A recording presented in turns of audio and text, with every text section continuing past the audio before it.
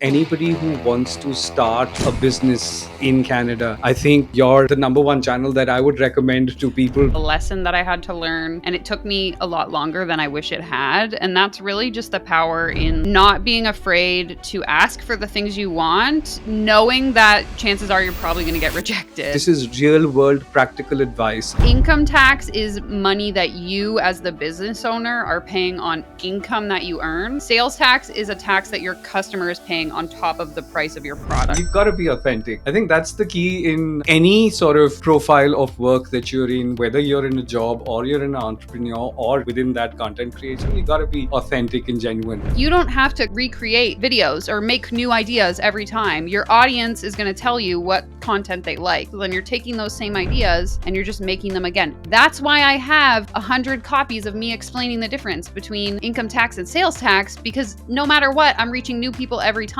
and people still don't understand the difference. I'm a part of the YouTube Shorts community, which I was referred to by someone else that I knew. And I guess this is an important tip for people that are like, I'm not really growing on, Instagram, TikTok, wherever. Make friends. Honestly, if we come back to this idea of like, ask for the things you want, ask people to collaborate. One of the ways that I was able to achieve monetization and gain subscribers on YouTube was through collaborating with other YouTubers, doing live streams with them, that kind of thing. Building rapport with other people in your industry. People underestimate the power in community building. Hi, and welcome back to the podcast. Today, I am in conversation with Danielle Ryan. Danielle is a former yoga studio owner turned content creator. You can follow her on TikTok, Instagram, and YouTube, where she shares real business information, which is if you are an entrepreneur or someone who's looking to start a business here in Canada, you will find her channel extremely useful for all the information that she shares. In addition to this topic, we also talk about her journey as a content creator and what it takes to be a successful content creator in today's day and age. Therefore, if you're looking to explore the content side of the world, or you want to start your own business, you cannot miss this conversation. Before I let you go, today's episode is brought to you by Kent Water Purification Systems. They are the pioneers in providing you with tasty, healthy, and chemical-free water. Not only are their water softeners great to reduce hair fall, but they have some amazing benefits towards your laundry and dishes. This is their offer for the current month. I recommend that you visit kentwater.ca and schedule a free water test to learn and understand more about the benefits of installing a water purification system. Thanks and enjoy the chat. Danielle, thank you for doing this. Yeah, I'm so excited to be here. Despite any technical difficulties it took us to make it here, I'm just glad to be here for the ride. Absolutely. Let's kick it off. Listen, I was doing a little bit of research and I saw on LinkedIn that you did your bachelor's in environmental studies. And then after that, you have a postgraduate certificate in mental health intervention. And you were a yoga instructor and educator for about 4 years. And after that, you are now a full time content creator and marketing consultant. I want to know a little bit more about the journey and the different, mindset or the different sort of experiences that you were going through during this time. Because from where you started to where you are, it is completely different. Yeah, so it's been quite the journey, that's for sure. I graduated about 10 years ago from my undergrad and started by getting a job in municipal government. So basically, I worked in like the environmental services department, but I was in an administrative role. And so my intention there was that hopefully I would transition out of administration into a more technical role. But I'm not really sure if you're familiar with how governments are structured. But basically, there's like indoor workers unions, outdoor workers unions, at least in Canada. And so if there's a job posting in the outdoor workers union, you get lumped in with any like external candidates. So all of these job opportunities would come up and I would keep getting passed up for these opportunities despite having worked there for like almost 3 years at that point. And so I basically reached this point where I had this realization where I was like, this is going to be my life for the next 30 years. And that was terrifying. So kind of while all this was happening and I was feeling like I wasn't really advancing in my career in the way I had hoped, there was an opportunity to enter this like competition. And for a little bit of context, up until this point, I had never considered entrepreneurship. You know, it had been suggested to me before, and I was kind of like, that's really stupid. I'm never going to do that.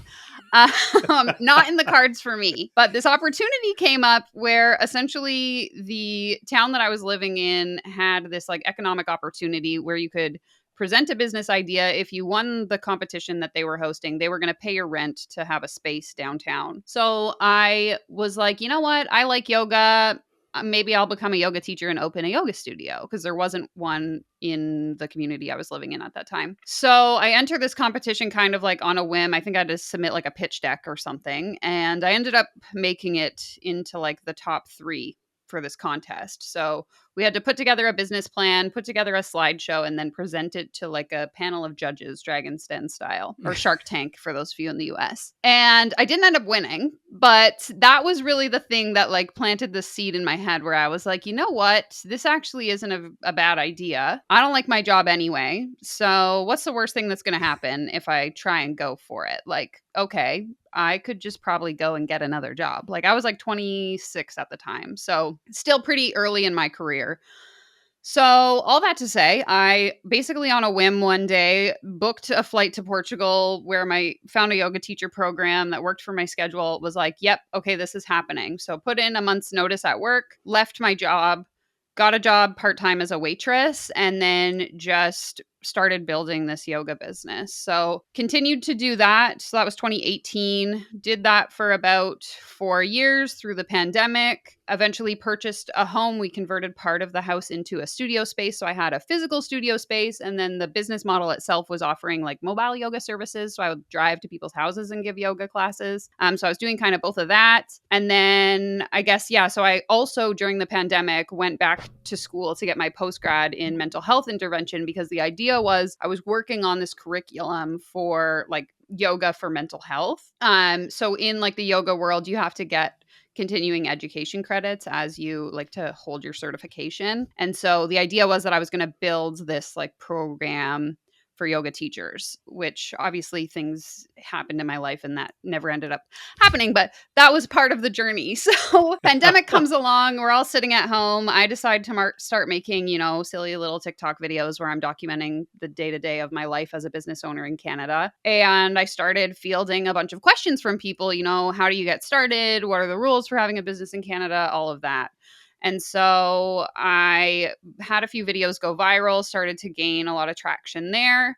That's kind of how I got into the consulting side of things in terms of marketing. And then also decided to get into like content creation more seriously. So I remember looking on Indeed, like freelance content jobs, and got a job with a sauce company making videos about ketchup. Like it was like very, very random, but that was kind of really what started the content creation piece. So flash forward again, 2022 comes around. I had a few things happen in my personal life and decided, you know, I was going to move across the country. And with that, I no longer wanted to do the like yoga side of the business. So when I Mhm. made the move, I decided it was time to close the business and just focus more on the content creation side. So moved to Vancouver, BC almost 2 years ago now. And that's when I transitioned into full-time, you know, freelance content creation, marketing consulting. And then in the last year or so, I've been focusing a lot more on my YouTube channel and all of that. So kind of a little mix of everything. I like to, you know, keep things interesting, not have all my, what do they say, like my eggs in one basket. But it's Clearly. definitely been a journey. Let's dive a little deep into it, Danielle. You simplified the journey for me. What I want to understand is, was the process of elimination that easy for you to know that, okay, this is something that I'm going to do, this is not something that I'm not going to pursue? So, what was the mindset there? How did you make sure that you took the decision and then just went for it? Yeah, I think this is an interesting question because it's very much when I tell this story, it makes it sound like it was all really easy. Like I was like, I woke up one day and I quit my job, and then I had this yoga business, and I woke up another day and I decided I was going to quit that too. So I think the really interesting piece is that when we look at my story, your story, anyone's story on the internet, we only ever get like the surface level picture of how that decision was made or what that transition was like. And so in any of the cases where I made the decision to leave my job, move my business, move across the country, any of those choices often came with a lot of sort of conflicting feelings, I guess, of like, okay, but I was told by society, graduate school, get a job, build this career. And that doesn't really feel right for me. Then I build this business. Okay, I've put all this time and effort into building this successful business, but I don't really want to do it anymore. Like, that's going to be weird if I just like close it down and try something else. Like, there's a lot of external pressure a lot of the times, I think, that can make it hard to follow through on those decisions. And so for me, it's always really been about like taking time to really ask myself what my values are, what it is that I want out of this lifetime, and then figuring out what decisions are going to best align with that outcome, if that makes sense. Definitely makes sense. So now you help small businesses and startups make social media content that doesn't suck. I want to dwell deep into this. And let's begin with your journey over here. So, in terms of defining your niche and knowing that what exactly you wanted to own as your space in the world of content creation, what was your thought process? How did you narrow down to saying that this is what I want to do? Or there were a couple of things that you tried and you were like, okay, now I've tried a couple of things. This sort of makes sense. Yeah, I think it was kind of a process of like experimentation. So, like I had Hmm. mentioned earlier, when I first started getting into content, aside from my own content, which was like small business related, I was working with, a sauce company, and then I was working with a tea company, and I was working with these like naturopathic medicines. Like, it was kind of just whatever I could get my hands on. And so through the process of navigating that and doing my own content, I really started to get a handle on like the content I was actually good at and the content that I actually enjoyed making. And ultimately, it always came back to, businesses and startups. Because one thing I guess I didn't really mention is when I was building my yoga business, I built my entire client base on word of mouth referrals and using Instagram. And so I've really always had this sort of like innate interest, I guess, in creating content, whether that's like obviously now short form video is like king, but back then it was, even like Instagram posts and blogs and things like that. I had a podcast at one point and really just, finding creative ways to get people interested in the things that I was talking about. And so now through the work that I do, a lot of it is teaching brands, teaching business owners how they can do that, how they can use storytelling to get people to care about the things that they sell. I think a lot of the times as,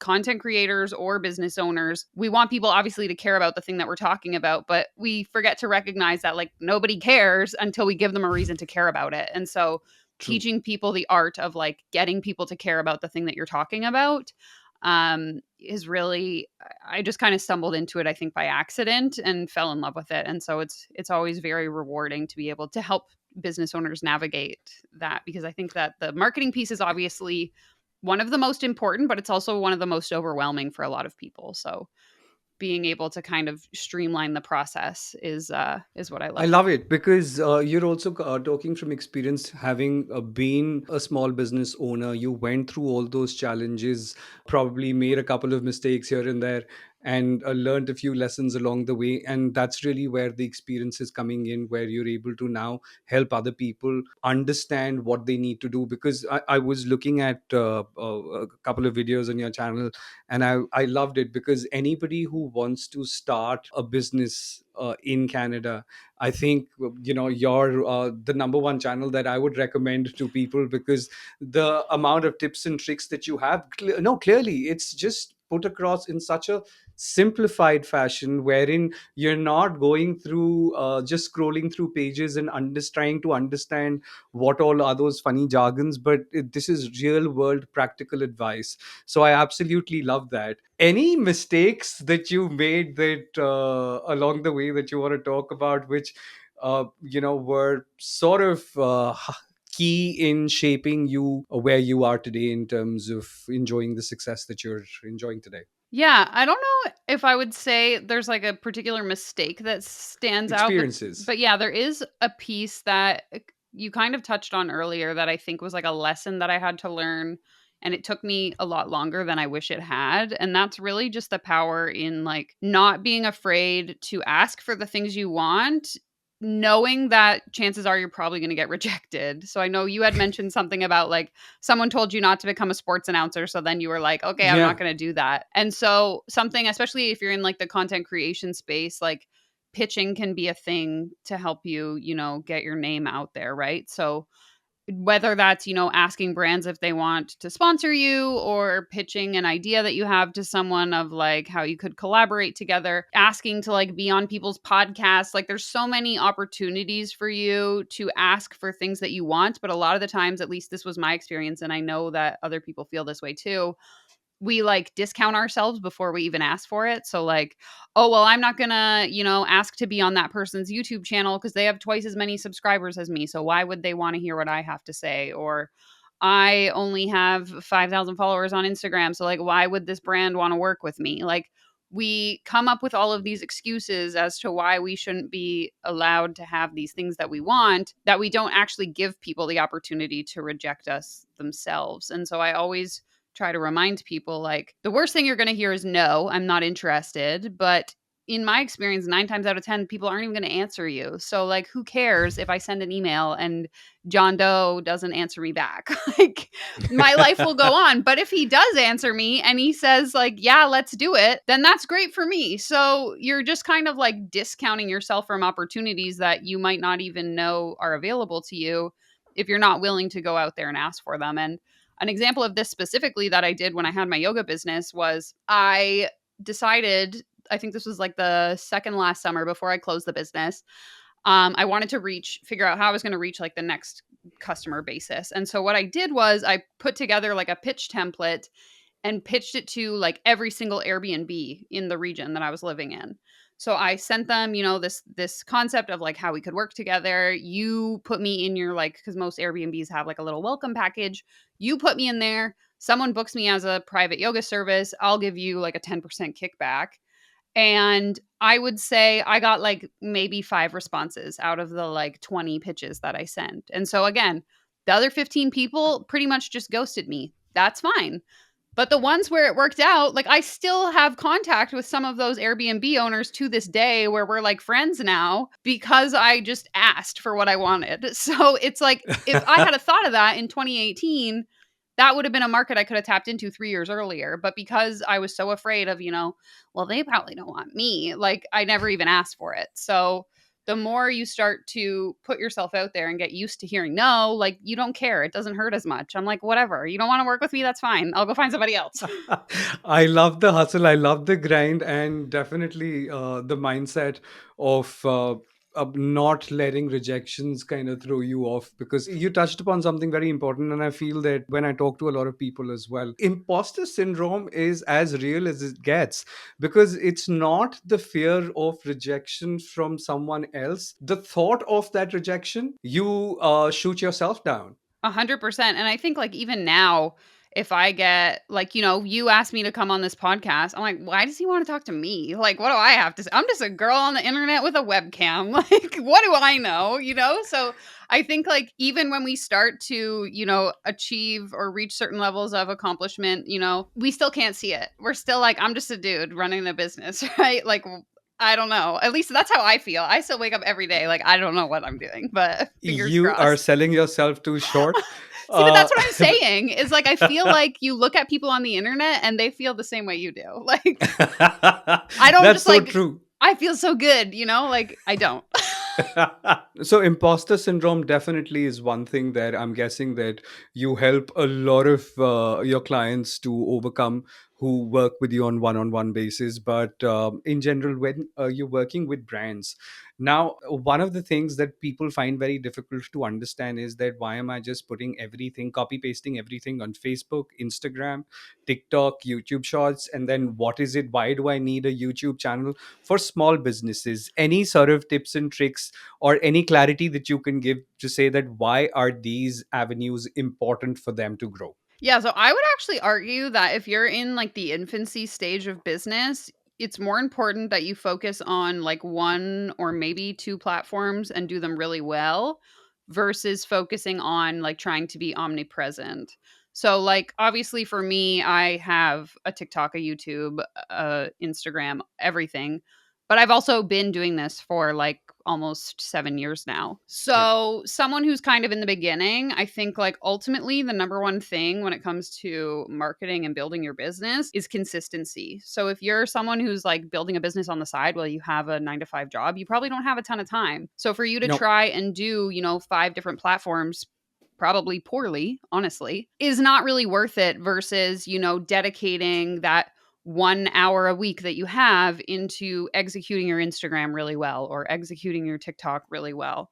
It's like, again, coming back to the point that no one knows who you are, no one knows what your business is. If you want them to know what it is, you need to show up and you need to show up consistently. And if the only way you're going to be able to do that is by the, 1 to 2 hours you have free a week, then focus them on doing it really well in one place. And so I think that obviously ties into, knowing who you're talking to, knowing where the people that you're talking to spend their time. If I'm trying to market to Gen Z and I'm making all these Facebook posts, they're probably not going to see them because they don't hang out on Facebook. Like, know who your market is, know what kind of content they consume, where they spend their time, and then meet them where they're at. Love it. Great advice that we shouldn't spread ourselves too thin.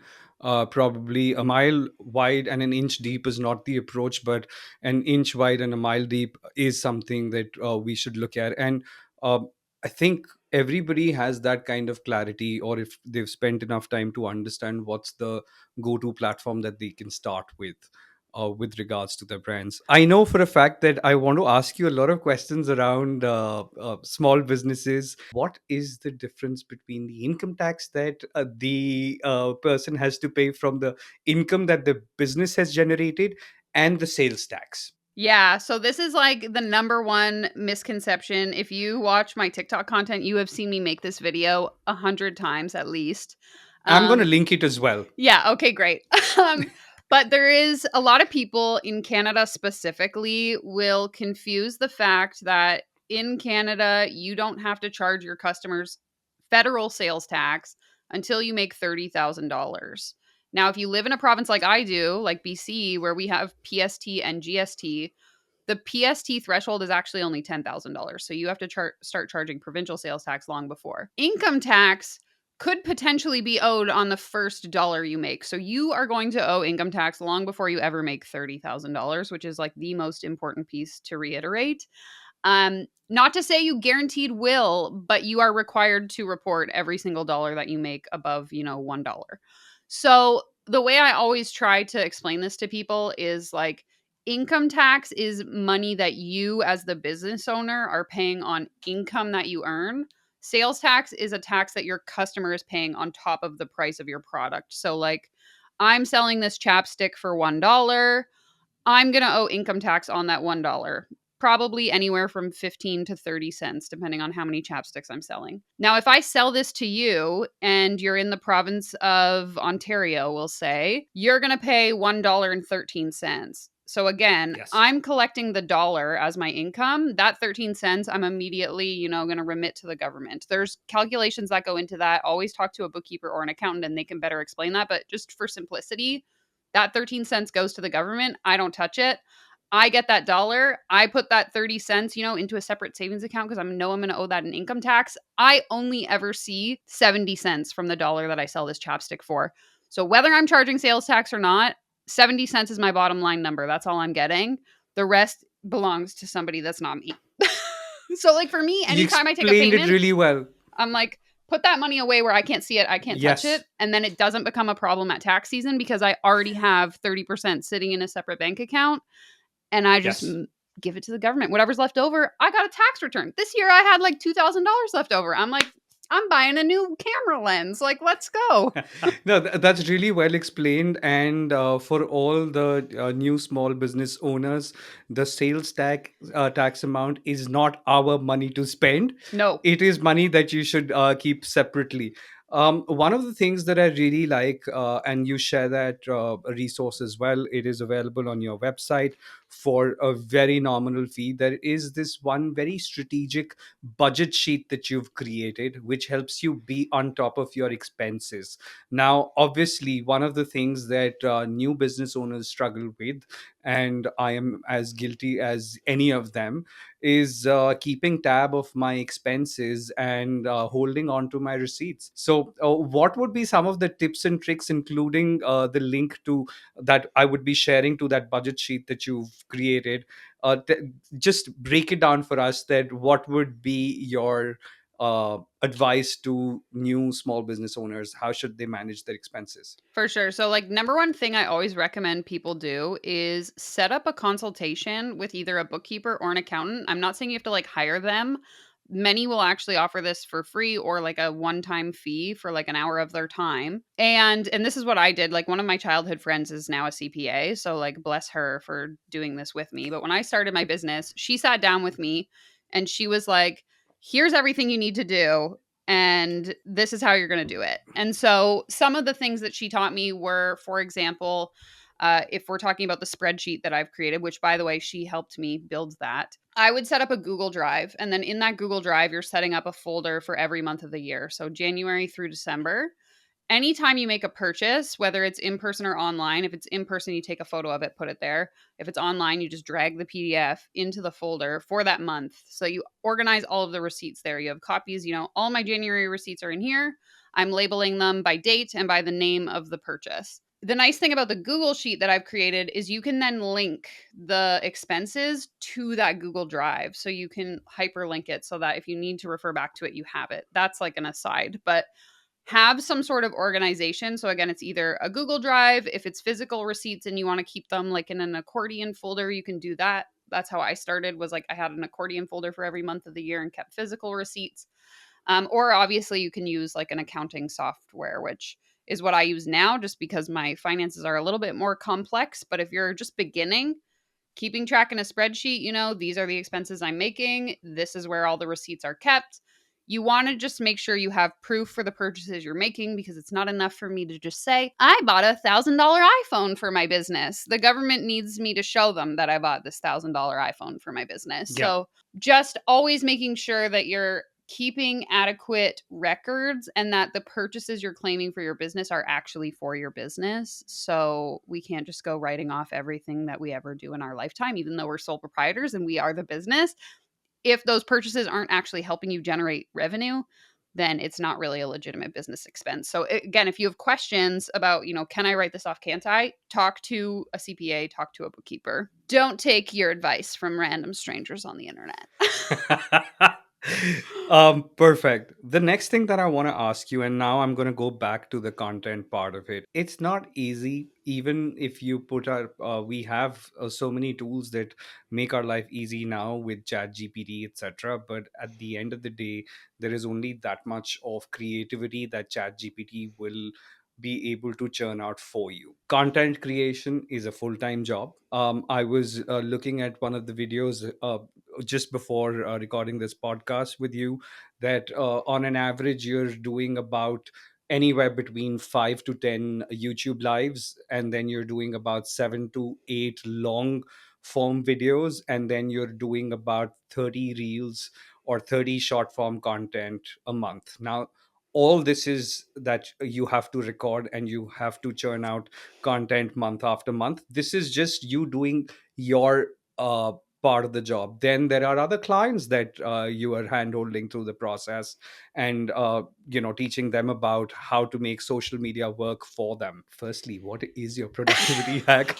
How are you getting so much done? So there's this thing, it's called sleep, and I don't get it. No, I'm just kidding. Honestly, I think like having a plan, one thing I think this is like the most common misconception when it comes to content creation. Specifically, I'm talking like short form video creation, so like TikTok, Instagram, that kind of thing, is that we always think we need to be like coming up with new and innovative ideas. But my hack to consistently creating content is to just look at my analytics from the last 90 days see what videos did really well, and then either literally recreate the exact same video. I'm just like wearing different clothes, but I'm saying the exact same stuff. Or what I've started doing more recently is like, I like to think of like three different formats of videos. You can either do like a talking head video, which I do a lot of, a voiceover where you're showing different visuals and then narrating, or like text on screen. So it's just like a static image, or like, me at my desk and I have words on the screen. So if I make a video today, I posted a video that's snarking about, how to get rich quick. I might take that same script 60 days from now and put it as text over top of a video of me working at my desk. Then in another 60 days, I'm going to take that same idea and I'm going to turn it into a voiceover video where you don't even see my face. It's just me doing work. Like, you don't have to recreate videos or make new ideas every time. Your audience is going to tell you what content they like. So then you're taking those same ideas and you're just making them again. That's why I have 100 copies of me explaining the difference between income tax and sales tax, because no matter what, I'm reaching new people every time and people still don't understand the difference. So it's like the ideas might seem repetitive to you, or like, I've already talked about this, people already know. But we have to remember that, first of all, no one in our audience sees every single thing we post. Second of all, you're always getting new people into the funnel, right? That's the idea, is like, Absolutely. you want to grow your audience. So just talk about the stuff that people want to hear, rather than feeling like you have to, create a new idea every day. Beyond that, I think asking your audience, what they want, obviously that works a little bit better with a format like YouTube. Like, I will just ask people, what do you want me to make a video about? And then they're the ones giving me the idea. And then having like a structure and a schedule. So for me, like, I go live every single Monday at 4 p.m. Pacific, non negotiable. So my audience knows that that's where they can find me. We hang out, we react to content live, that kind of thing. Beyond that, I try to post one, maybe two videos a week, long form on YouTube, but it really just depends on time. But just like structuring your days and your time in a way that's conducive to you being productive. So, like Wednesdays and Thursdays, I always do all my client calls, any interviews, that kind of thing, just so that I'm not task switching of like, okay, I'm trying to edit a video and now I have to go on a podcast and then I gotta film this TikTok. Like, I spent 10 hours on Friday, for example, just filming 2 weeks worth of TikTok content. Like, setting up structures and systems in place so that you're not always feeling like you're behind, like trying to get a leg up by being a little bit more organized, which is easier said than done. Like, full transparency, since 2024 started, I have been feeling like I am flying by the seat of my pants, but it's a process, it's a journey. So the best is all you can do. Absolutely. I think it's about just keeping at it and trying. And for a lot of people who are starting out, Danielle, and they don't have much of a following and they are not getting too many views, etc. And if you are especially doing this like a side hustle, and even more so, add to it if you've taken the plunge and said, okay, you know what, I'm going to dive into it full time, and still you're not doing it. Because at the I mean, one of the things that we also need to look at is that, yeah, there would be probably one video that will go viral at any point in time. Nobody can predict when that is going to be, but you have to go through that process of sucking for a while and then improving. But you can't just give up in between. So how is it that when you started, I'm sure that you weren't getting as many views that you get today, right? What was that process like? How did you make sure that you didn't let the vanity metrics or the lower views, etc., discourage you? Yeah, I think even if we take a look at my YouTube channel, for example, so now I have, close to 22,000 subscribers, which is amazing. Yeah. But 2 years ago, I started that channel. It was like an old channel that I had just like posted some funny videos for my family on. So I think I started with like 50 subscribers or something in July of 2022, so almost 2 years ago. And by January of last year, I still only had, 500 subs. And now I'm sitting at, 22,000. So things can change quickly. But that period of like, July to when I got monetized in March of last year, I was Yeah. getting, 2 subscribers a day. I would post a video, it would get 10 views, and I spent 12 hours on it. Like, obviously, there was this period of time where it's like focusing more on why am I posting these videos? So I actually started my YouTube channel because I was fielding so many questions on TikTok that I wasn't able to fully elaborate on, that I was like, you know what? It's much easier for me to make like a 10-minute talking head video that I can post on YouTube, where I can go into this concept, in depth and actually help people. And so my motivation at that time wasn't to build a channel to 22,000 people. It was to be able to provide the information to the people that needed it in a way that was more effective. And so I think if you can think of, what is my end goal here? What am I trying to accomplish? And what's the best vehicle with which to do that, and focus more on the delivery of that versus, getting a ton of views or going viral. Like, virality should never be the strategy, but Right. also being like objectively honest with yourself is really important too. I think in content creation, a lot of the times I'll hear feedback like, "Oh, well, I posted every day for a month and I didn't get any followers." And I'm like, "Okay, but is your content actually good?" Like, if you sit there and you watch your video, are you actually interested in what you're saying? And that sounds Right. harsh, but like I watch some of my early YouTube videos and I'm like cringing because I'm like, this is so boring, so slow. Like, Danielle, cut the crap and let's get to the point. So it's like, if you can really focus on making each piece of content that you put out slightly better than the last. Again, if we come back to this Hmm. concept of like looking at my last 90 days worth of content, I'll go to my highest performing videos and watch them, and I'll think of like, ooh, I could change this cut, or I should, maybe mix up where I'm standing, or like do this, do that. Find simple ways that you can improve the content you're creating. That's going to be the thing that sets you apart from everyone else. Because like even now I look at with YouTube, I'm kind of in like the commentary niche. When I look at what other commentary channels are doing, they're creating the same style of content they were making 4 years ago. And I'm like, I don't want to be that person that just consistently pumps out, the same video over and over again. How can I make myself different? How can I make this more interesting for the viewer? And just like constantly trying to figure out how to evolve and improve, because nobody owes you any views. So you have to like Oh earn no, people's attention, right? So figuring out the best way to do that. absolutely. Just before your channel got monetized, you were invited to the YouTube partner program. Mhm. You gotta tell me more about it. What's the program? What was the experience? What does it take for a creator to be invited for a YouTube partner Okay, program? so the YouTube Partner Program is part of monetization. So there's two things. So I'm Hmm. I'm a part of the YouTube Shorts community, which I was referred to by someone else that I knew. And I guess this is an important tip for people that are like, I'm not really growing on, Instagram, TikTok, wherever. Make friends. Honestly, again, if we come back to this idea of like ask for the things you want, ask people to collaborate. One of the ways that I was able to achieve monetization and gain subscribers on YouTube was through collaborating with other YouTubers who were, around my size, maybe a little bit bigger, doing live streams with them, that kind of thing. Like building rapport with other people in your industry. I think people underestimate the power in like community building. And so I was like live streaming with people that was bringing some of their community into my community because we made, content that was adjacent to each other. So utilizing that, being just like, even like me moving here across the country, I had no friends when I got here. What did I do? I found other creators, started connecting with them, building relationships that way, finding ways that we could support each other. So I know that didn't answer the direct question, but that like building those relationships was really a catalyst in me, being invited into the YouTube Shorts program. The YouTube Partner Program comes from, once you reach 1,000 subs, you get 4,000 watch time hours, you can monetize your channel.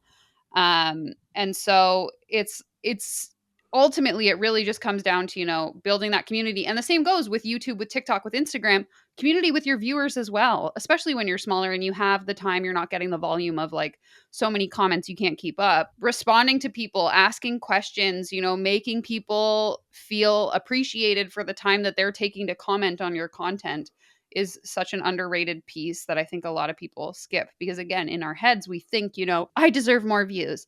I deserve more comments. But no, nobody owes you anything. So if you can show gratitude for the people that are actively engaging with you, I think that it goes a lot further than maybe we recognize sometimes. True, and isn't it ironic that we want to build a community and want to have a community follow us, but we won't go out and be part of the community? because Exactly.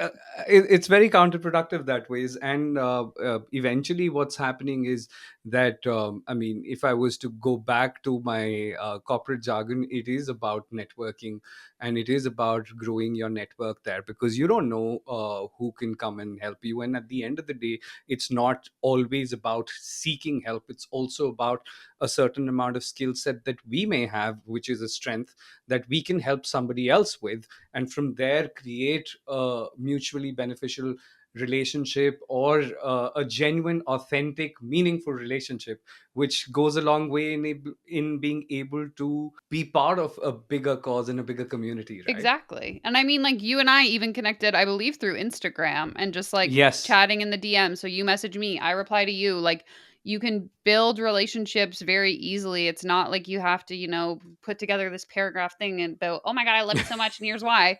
It's like just have genuine conversations with people and tell them why you think the stuff that they're doing is cool or important. And that's like enough to build those I relationships. think that, that's one of the things that I realized, that now if I'm reaching out to you, and since you brought it up, I thought about it. I'm like, okay, on an average, you're getting multiple hundreds comments or DMs on a daily basis. If I send you an essay, until and unless you're in a good mood, probably you're not going to look at it. I will delete. I'm Because like, too much. Bye. I know. And now I know the schedule, in terms of after having seen the videos, how much you have on your plate. So it needs to be short, crisp, to the point, and at the same time does not have to be. You got to be authentic, and I think that's the key in any sort of profile of work that you're in, whether you're in a job or you're an entrepreneur or within that content creation. You got to be authentic and genuine. I want to wrap this up by asking you about one of the missions that is pretty close to your heart. You do a lot of debunking of these coaches and, or gurus who are there on social media, or people who try to mislead people and tell them that, hey, do my course, and in 30 days, 6 months, whatever that period is, you will have those many followers and you will be trending on the internet. So tell me a little bit more about this, that what's the mission here, and how are you helping the community get more clarity around all these funny courses that people have rolled out, which is essentially just a way of making money, and the other person not getting much value out of it. The barrier to entry when it comes to creating a business, especially online these days, is so low that anyone can wake up and decide that they're all of a sudden an expert. And unfortunately, I think we live in a time where the number of followers you have equates to the validity of what it is you're saying. So if I have 10,000 followers and I show up and I say, I can teach you how to make $5,000 in 30 days. You're probably going to listen to me versus, Danielle, who only has 100 followers, who says the exact same Yeah. thing. Because there's like this fake legitimacy that comes with the number of people that follow you. And so, because of this, we're seeing a lot of people who don't actually, in my opinion, have expertise selling you as if they do by promising these like outlandish claims of you can make X amount of money or you're going to have a business selling ABC with no experience, nothing required. And so really the mission is just to prevent people from falling prey to these scams, because obviously these people target vulnerable people who maybe aren't happy in their job or want a career change or want to learn how to start a business, and they use it as like an opportune time to strike and take their money. So the intention is like never about dragging any particular individual who's participating in these things so much as just creating awareness around the rhetoric that they use, the words they say, the marketing tactics, in hopes that we can like save a few people's pocketbooks. Amazing. Love the mission. And you're doing a fantastic job. Anybody listening in, if they want to follow your journey and they want to be in touch with you or get in touch with you, what is the best way of knowing where you are and reaching out to you? Yeah, so pretty simple. I'm at It's Danielle Ryan on every platform: YouTube, TikTok, Instagram. I would say if you're trying to get a hold of me, Instagram DMs is probably the easiest way, because if you email me, it might take me multiple weeks to get back to you. So that's probably that. But yeah, if you come from the podcast, let me know. And I look forward to chatting with you. Perfect. Thank you very much, Danielle. This was really nice. I think so much of value and wisdom you've shared for a lot of people who are looking at content creation, and especially small businesses. I hope that I'm through this podcast, I'm able to send a lot more people your way, because I'm personally a fan of the content. And I genuinely feel that you're doing a fantastic job in educating so many people, and especially from an immigrant standpoint as well. There are so many people who are coming in and who are well educated, who are working for big brands, and at some point in time they're getting sick and tired of the rat race there, and they want to pivot into starting their own business. We need more people like you who are providing us that information and that clarity on how we can go about doing this. So more power to you. Thank you very much for your time. For sure. Thank you so much for having me. This was fun.